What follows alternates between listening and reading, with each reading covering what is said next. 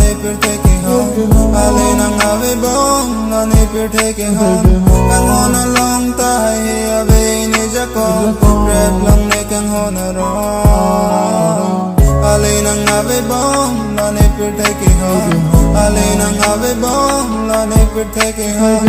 Kang hon a long tai ave ni jakong, rap lang ne kang hon a rom. Trong sinang tangat ne van nang ro ne te ham. Trong penari trong si do ra na ma hel ju ne.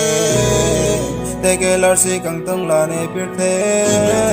Sim si ma te li munit tu aning ho ning hi avi ang tin.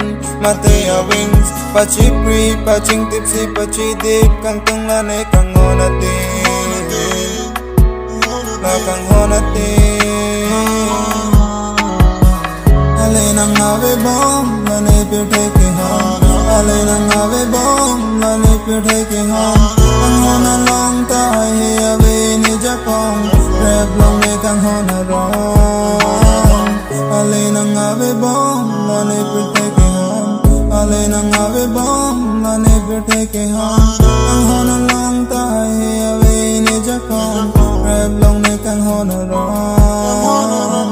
Sang ve ne ke ma sining ang song. Son a little love, today alone. Ang hone kari limone na lang.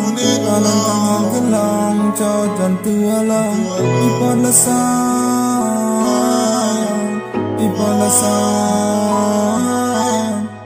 Ale nang ave bom, la ne pir taking home. Ale nang ave bom, la ne pir taking home.